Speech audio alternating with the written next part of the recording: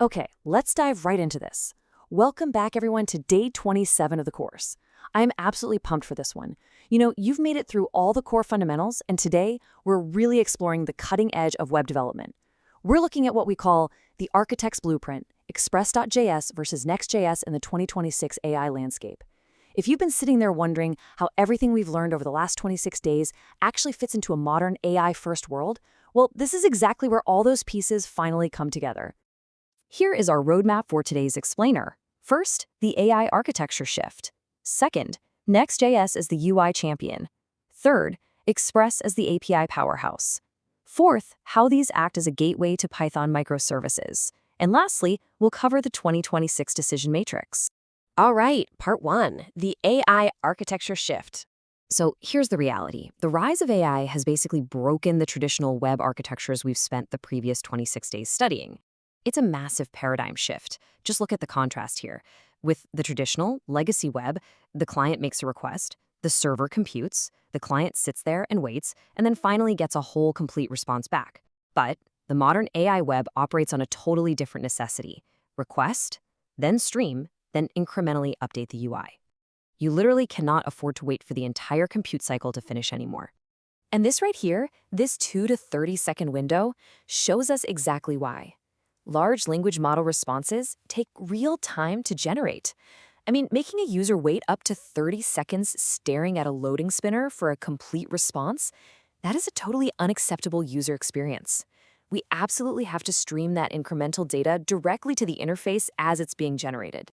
Moving on to part two, Next.js, the UI champion.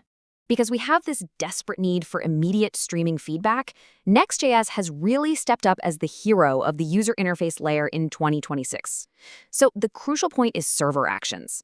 As you can see, server actions let your front-end React components call server-side functions directly. Think about that. It completely wipes out traditional API boilerplate.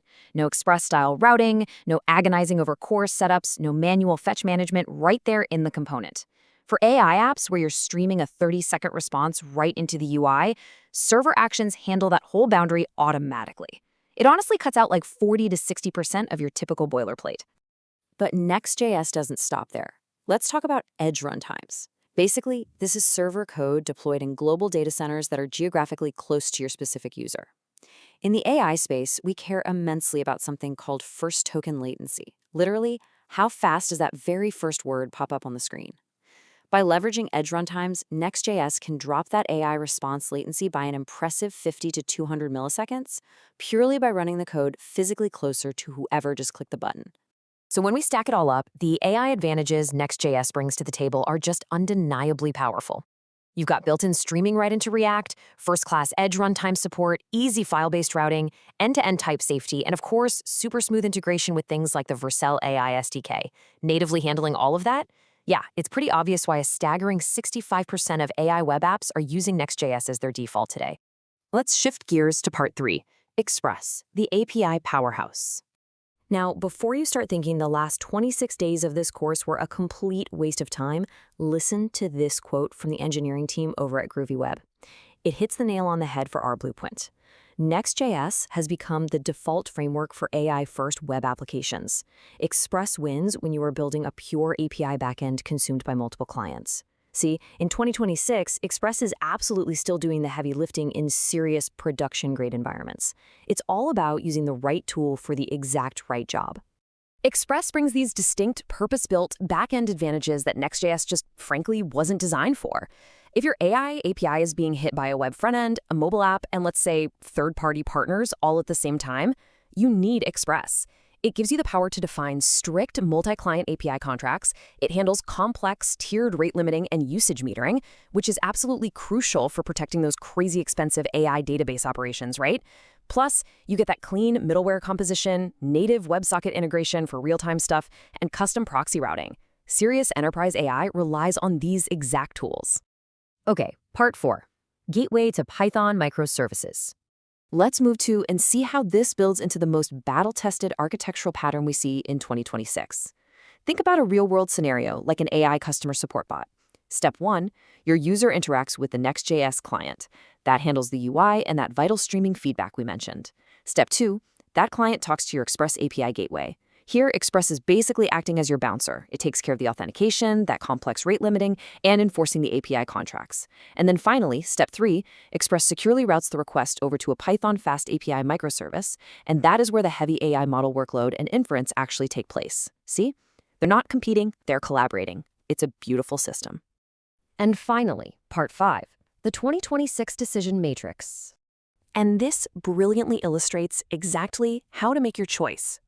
Feature by feature, the use cases are super clear.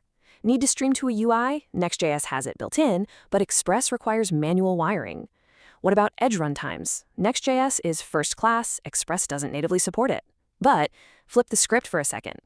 Building a multi-client API, Next.js is kind of limited there, whereas Express is literally purpose-built for it. Complex rate limiting? You'll be using workarounds in Next.js, but Express handles it beautifully with clean middleware. So if you only take one golden rule away from day 27 today, please let it be this. Use Next.js when your AI touches the user. Use Express when your AI touches the system. These frameworks are highly specialized components of a greater whole. They are definitely not enemies. I want to leave you with this final thought.